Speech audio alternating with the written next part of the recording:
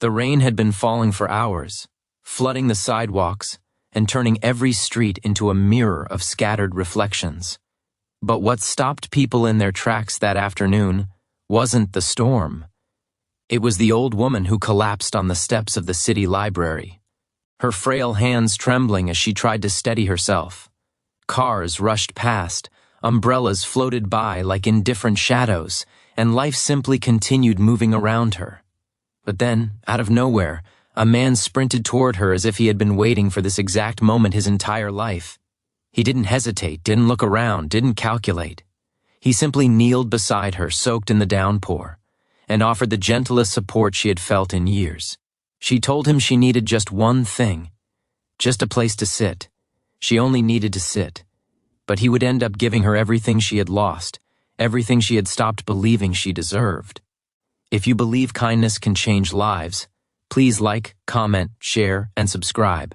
Your support keeps these human stories alive. The library steps were slick with rain, and the city lights blurred into pale streaks. The man, a mid-30s office worker named Daniel, steadied the old woman with an arm wrapped lightly around her shoulders. He could feel how fragile she was, the way her breathing rattled as though every inhale came with a lifetime of weight. She explained, in a voice nearly swept away by the storm, that she simply needed a place to rest for a moment, somewhere safe to catch her breath. Daniel opened his umbrella above her, shielding her from the rain even though it left him exposed to the pouring cold. As he helped her up, he noticed how thin her coat was, how worn the sleeves looked, how tightly she clutched a bag that couldn't possibly hold anything of value. Something inside him tightened, a quiet ache. He guided her toward the library entrance, but the doors were locked. The storm had forced an early closing, leaving the two of them standing, alone beneath the dim overhang. The woman leaned heavily against the wall, her legs trembling. She said she didn't need anything more, just to sit, to rest, to stop feeling like the world was pushing her from one street corner to another. But Daniel sensed something deeper. The exhaustion on her face wasn't just from walking. It was the kind of weariness that came from months, maybe years, of carrying her life alone. As the rain softened into a drizzle, he offered to walk her to the small coffee shop on the corner, a warm place with wide benches where she could sit as long as she needed. She hesitated, almost embarrassed by the kindness, but eventually nodded. The city around them pulsed with muted colors as they moved through the wet streets, headlights glowing like fireflies, neon reflections rippling in puddles, footsteps echoing against the quiet night. Daniel supported her gently, noticing how every few steps she paused as if fighting some invisible heaviness.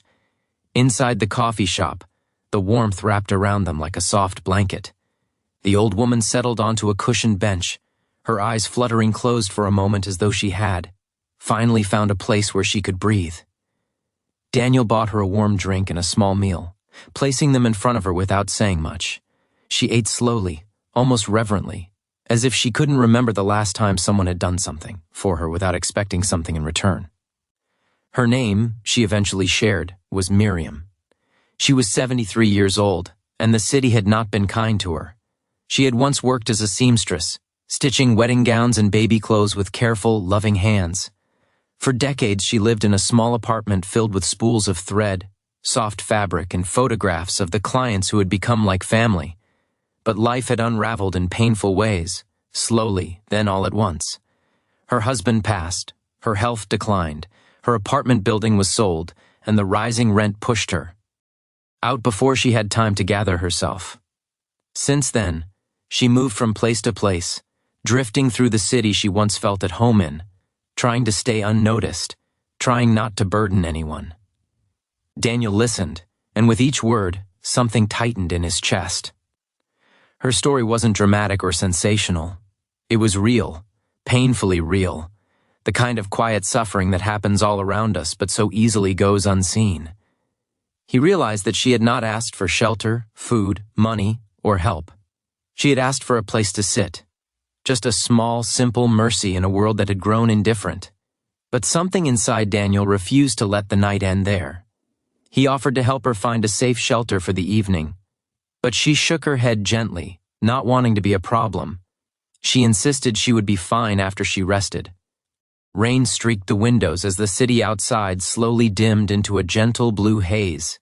Daniel realized he couldn't simply walk away and let her disappear into the shadows again. He called a local aid center, explained her situation, and secured her a temporary place for the night. At first she resisted, but the sincerity in his eyes softened her reluctance. When he guided her there, step by patient step, she held onto his arm like it was the first sturdy thing she had grasped in years. The building was quiet, modest, but warm. They prepared a small room for her, just a bed, a dresser, a lamp, but when Miriam stepped inside, she brought her hand to her mouth. She hadn't stood in her own room, with her own bed, in so long that the simplicity of it felt overwhelming. Daniel watched her shoulders shake, not from cold, but from the weight of a small miracle. Days passed, then a week, and Daniel kept checking on her.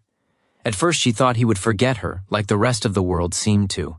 But he returned again and again, bringing fresh meals, new threads and fabric so she could sew again, even helping her register for assistance programs she never knew how to navigate. It wasn't charity, it was connection. It was the rebuilding of a life that had been stripped down to fragments. Through every visit, Miriam came alive a little more. Her cheeks warmed, her hands steadied, her eyes brightened with quiet hope. She began sewing again, stitching small scarves and handkerchiefs for other residents. Her smile softened the hallways. Her presence made the shelter feel less like a stopover and more like a community. One afternoon, she gifted Daniel a hand-sewn handkerchief with small, careful initials that matched his. It was simple, but his throat tightened when he held it. In that moment, he realized she wasn't just recovering, she was reclaiming pieces of herself. Weeks later, the center helped her secure a small senior housing apartment. Daniel helped move her few belongings, mostly fabric, sewing tools, and a framed photo of her husband. When they finished, she sat in the sunlight by her new window, her gratitude so deep it trembled in her eyes. She reminded him of the day he found her in the rain, how she had only asked for a place to sit, and how he, without meaning to, had given her something she thought she'd lost forever: dignity, safety, and the feeling of being seen. If this story touches your heart and reminds you that kindness still changes lives, please like, comment, share, and subscribe. Your engagement helps us continue bringing real human stories to the world. Before the story ends, please comment below what part of this journey touched you the most. In the quiet of her new home, Miriam sat at her sewing table, a soft beam of afternoon light warming her hands. Outside, the world continued its hurried pace. Cars rumbling, people crossing streets, seasons shifting. But inside that small apartment, time felt gentle. Miriam had a seat now, a place to rest, a place to breathe. And because one stranger had stopped to help her when the world rushed by, she found her way back to life again. Daniel had expected nothing in return, yet he had gained something priceless, the understanding that even the smallest act of humanity can bloom into a transformation far greater than we imagine. She only needed a place to sit, but he gave her everything. And in doing so, he reminded every one of us that kindness, even in its simplest form, has the power to bring someone home,